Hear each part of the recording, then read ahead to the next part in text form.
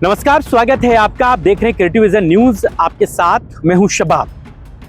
मिल्कीपुर उपचुनाव में समाजवादी पार्टी जिन तैयारियों के साथ काम कर रही है, अब भारतीय जनता पार्टी उसका तोड़ निकालने में असफल साबित हो रही और इसीलिए भारतीय जनता पार्टी की तरफ से ऐसी कोशिशें की जा रही हैं जिससे मिल्कीपुर उपचुनाव में जो वहां की रूपरेखा है उसे बदला जा सके। हाल फिलहाल के दिनों में आपने देखा कि जिस तरह कुंभ में मुलायम सिंह यादव की जब मूर्ति लगाई गई, उसके बाद अयोध्या के हनुमानगढ़ी के जो महंत हैं राजू दास, उन्होंने जिस तरह की विवादित टिप्पणी की, उससे पूरे देश भर में मुलायम सिंह के चाहने वाले और सभ्य समाज के लोग राजू दास की उस टिप्पणी का जमकर विरोध कर रहे हैं। और यह बात जायज भी है। राजू दास ने जो बातें अपने ट्वीट में लिखी, जो बात कही, वो इतनी ज्यादा असभ्य है कि इस माहौल में उसको कभी भी एक्सेप्ट नहीं किया जा सकता। राजू दास कहने को महंत हैं और एक महंत अगर इस तरह की बात कहता है, उसे कहीं से भी सही नहीं ठहराया जा सकता। और यही बहुत बड़ी वजह है कि महंत राजू दास के उस बयान से अयोध्या में हो रहे उपचुनाव में भारतीय जनता पार्टी को डेंट लग गया है। महंत राजू दास की उस टिप्पणी से, चूंकि कहने को आप कह सकते हैं कि राजू दास तो महंत हैं, उनका बीजेपी से क्या वास्ता, लेकिन जो लोग अयोध्या की सियासत को समझते हैं, राजू दास को जानते हैं, वो ये बात भी जानते हैं कि राजू दास गाहे बगाहे भाजपा के ही फर्मे में फिट होते रहे हैं। वो एक बार नहीं, कई बार राजनीतिक महत्वाकांक्षाओं के चलते भाजपा के दर पर खुले तौर पर नजर आए। वो भारतीय जनता पार्टी से मेयर का टिकट का चुनाव तक मांग चुके हैं। जब भाजपा ने उन्हें नहीं दिया तो वो शिवसेना से चुनाव भी लड़ चुके हैं। तो ऐसे में इस बात में कोई दो राय नहीं कि राजू दास राजनीतिक आदमी हैं और भाजपाई हैं, क्योंकि मुख्यमंत्री योगी आदित्यनाथ के साथ कई मंचों पर, कई कार्यक्रमों में अयोध्या में वो खुले तौर पर साथ नजर आए हैं। तो ऐसे में महंत राजू दास की टिप्पणी से भाजपा को अयोध्या में एक बड़ा डेंट लगा है और जो मिल्कीपुर का उपचुनाव हो रहा है वो सीधे तौर पर बड़ा प्रभावित होता नजर आ रहा है। हालांकि भाजपा को कुछ समझ में नहीं आ रहा कि वो उस डेंट को कैसे खत्म करे, इसलिए उसने एक नई चाल चली। ये चाल यादव परिवार के खिलाफ लड़ाने की। जो काम भाजपा ने करहल सीट पर किया था ना उपचुनाव में, वहां पर तेज प्रताप यादव के खिलाफ उन्हीं के ही यादव परिवार के व्यक्ति को टिकट देकर मामले को यादव वर्सेस यादव बना दिया था। कुछ यही काम भारतीय जनता पार्टी ने मिल्कीपुर में कर दिया है। मिल्कीपुर में अपर्णा यादव को भारतीय जनता पार्टी ने चुनावी मैदान में उतार दिया है। अपर्णा यादव हाल फिलहाल के किसी भी चुनाव में कैंपेन करने नहीं गई, लेकिन उन्हें मिल्कीपुर के उपचुनाव में भारतीय जनता पार्टी के जो प्रत्याशी है पासवान, चंद्रभानु पासवान, उनके प्रचार के लिए चुनावी मैदान में उतार दिया है। यह बात इसलिए भी खास है कि वो अपर्णा यादव जो राज्य महिला आयोग में उपाध्यक्ष का पद मिलने से नाराज थी, वो अपर्णा यादव जिन्हें भारतीय जनता पार्टी यादव परिवार में एक घर के विभीषण के तौर पर भाजपा में ज्वाइन कराने लाई थी, वो अपर्णा यादव जिनको भारतीय जनता पार्टी ने पिछले किसी भी चुनाव में प्रचार में नहीं उतारा, आखिर ऐसी क्या वजह सामने आ गई कि अपर्णा यादव को मिल्कीपुर के उपचुनाव में चुनावी मैदान में भाजपा को उतारना पड़ा, और वो भी मुख्यमंत्री योगी आदित्यनाथ से पहले। जी, मुख्यमंत्री योगी आदित्यनाथ 24 तारीख यानी कि आज चुनावी जनसभा करने अयोध्या पहुंचे हैं, लेकिन अपर्णा यादव की जनसभा 23 जनवरी को ही मिल्कीपुर में करा दी गई, और वो भी यादव बाहुल इलाकों में। अपर्णा यादव के साथ कोई भी ठाकुर, कोई भी ब्राह्मण, कोई भी पिछड़ा नेता नहीं साथ में आया, बल्कि यादव बिरादरी के ही भारतीय जनता पार्टी के नेताओं को अपर्णा यादव के साथ चुनाव प्रचार की कमान में लगाया गया। यादव विधायक ही अपर्णा यादव के प्रचार का मोर्चा संभाले रहे। यानी कि इस बात को आप राजू दास से जोड़कर इसलिए देख सकते हैं कि राजू दास ने जो डेंट भारतीय जनता पार्टी के लिए अयोध्या के मिल्कीपुर सीट पर किया है, भाजपा उस डेंट का खात्मा अपर्णा यादव को चुनावी मैदान में उतारकर करने जा रही है। अब हम आपको अपर्णा यादव के उस बयान को सुनवाते हैं जिसमें उन्होंने मिल्कीपुर में चुनाव के दौरान अपनी बात कही। वो ये कहती नहीं था कि भारतीय जनता पार्टी 365 दिन चुनावी मोड में रहती है।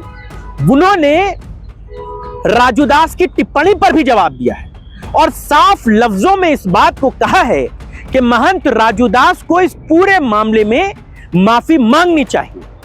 हालांकि अपर्णा के इस बयान के बाद सियासी गलियारों में बहुत तरह की चर्चाएं हैं। पहले अपर्णा के उस बयान को आप सुन लीजिए, फिर आपको बताएंगे कि महंत राजू दास कहां जमींदोज हो गए हैं, कहां अंडरग्राउंड हो गए हैं और क्यों इस पूरे मामले पर सामने नहीं आ रहे हैं। मैं समझती हूँ कि ऐसी जो गलत पोस्ट है वो अपने आप को चमकाने के लिए व्यक्ति करता है। इतने बड़े आप समाज से बिलोंग करते हैं और आप ऐसी निकृष्ट बात करें, ये आपसे अपेक्षित नहीं था।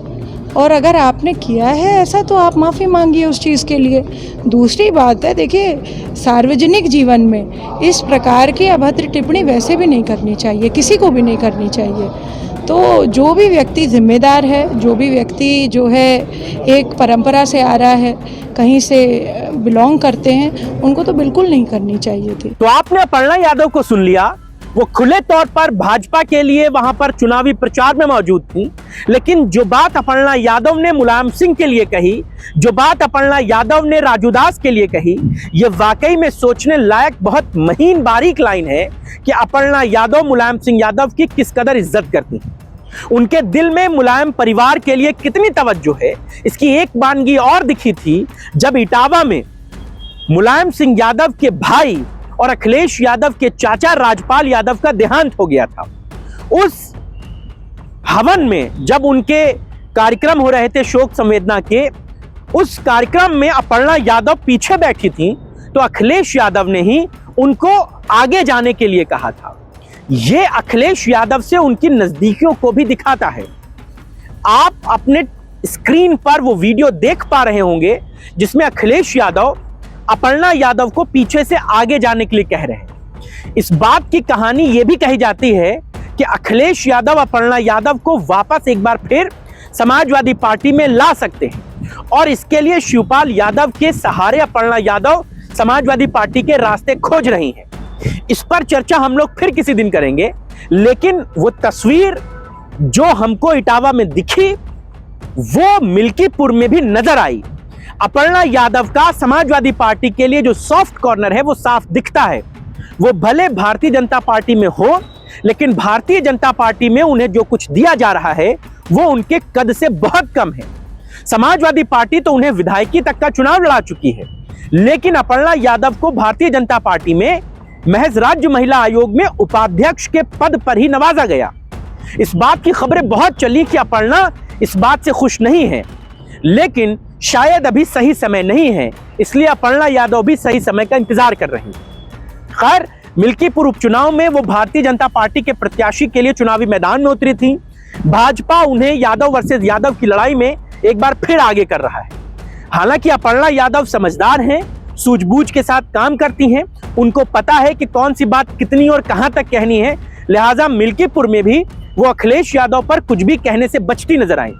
लेकिन भारतीय जनता पार्टी राजू दास के बयान के बाद भाजपा के लिए जो चुनावी माहौल मिल्कीपुर में खराब हुआ है उसको बहुत हद तक अपर्णा यादव के जरिए मैनेज करना चाहती है। वो ये चाहती है कि अपर्णा यादव को यादव बाहुल इलाके में उतारा जाए, वहां पर उनके लिए प्रचार कराया जाए और यादवों के बीच में ये बात पहुंचाई जाए कि राजू दास के बयान से भाजपा इत्तेफाक नहीं रखती।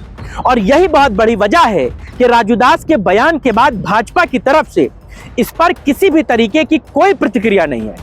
हालांकि राजू दास भी अपने बयान के बाद से जमींदोज हैं, अंडरग्राउंड हैं, वो ना ही इसके फेवर में और ना ही इसके विरोध में किसी भी तरीके की कोई बात कर रहे हैं और ना ही भाजपा की तरफ से इस पर कोई भी चर्चा परिचर्चा की जा रही है। चूंकि अपर्णा यादव मुलायम यादव की परिवार की बहू है, लिहाजा उनसे यह सवाल लाजमी था और उन्होंने इस बात को खुलकर कहा कि राजू दास ने यह बात क्यों कही, किस संदर्भ में कही, यह बिल्कुल सही नहीं है और इस पर उन्हें माफी मांगनी चाहिए। अपर्णा यादव को आगे करके भारतीय जनता पार्टी उनके कंधे पर रखकर बंदूक चलाना चाहती है। वो अखिलेश यादव के खिलाफ अपर्णा यादव को चुनावी मैदान में उतारकर वहां पर यादव जो वोट बैंक मुलायम सिंह यादव पर टिप्पणी के बाद छिटक गया है, जो दूर हो गया है, उसे मैनेज करने की कोशिश कर रही है। अपर्णा यादव को मिल्कीपुर उपचुनाव में मुख्यमंत्री योगी आदित्यनाथ से पहले जनसभा करा करके भाजपा इस डैमेज कंट्रोल को कितना कवर कर पाएगी, इस पर सबकी निगाहें रहेंगी। हालांकि अपर्णा यादव ने बचते हुए इस प्रचार को भी कर लिया और अखिलेश यादव के खिलाफ भी कुछ नहीं बोला। इसके भी राजनीतिक कई मायने हैं। भविष्य में कौन कब कहां चला जाए, इसकी कभी भी बंदिशें नहीं होती और उत्तर प्रदेश में चुनावी सरगर्मियों में कुछ भी संभव है। अगर अपर्णा यादव फिर से समाजवादी पार्टी में वापस आ जाएं तो बहुत ताज्जुब मत कीजिएगा, क्योंकि यह सियासत है, यहां पर सब कुछ जायज है। मिल्कीपुर में उपचुनाव बड़ा जोरदार है और भाजपा हर संभव कोशिश कर रही है समाजवादी पार्टी को वहां कमजोर करने की, लेकिन समाजवादी पार्टी की तरफ से भी पूरे प्रयास इस चुनाव को जीतने के किए जा रहे हैं। अगले 2-4 दिनों में अखिलेश यादव का भी प्रचार का वहां पर टाइम शेड्यूल हो रहा है, वहां पर जनसभाएं तय हो रही हैं और अखिलेश यादव वहां पर अजीत प्रसाद के लिए चुनावी माहौल बनाने जाएंगे। समाजवादी पार्टी भारतीय जनता पार्टी पर मिल्कीपुर में भारी है, वहां पर वो उससे 21 है, लिहाजा भाजपा साम दाम दंड भेद सब कुछ करके इस चुनाव को वहां पर जीतना चाहती है। वो इन तरकीबों में कितना कामयाब होती है, इसका इंतजार के लिए 8 तारीख तक का वक्त है। 8 तारीख को जब नतीजे आएंगे तब पता चलेगा भाजपा का यह अपर्णा दाव भाजपा के लिए मिल्कीपुर में कितना फ्रूटफुल, कितना बेहतर साबित हुआ। आज की चर्चा में बस इतना ही। आपको हमारी ये चर्चा कैसी लगी हमें जरूर बताइएगा। आपके जो विषय हों आप उन्हें भी हमें कमेंट कर सकते हैं। फिलहाल इतना ही, नमस्कार।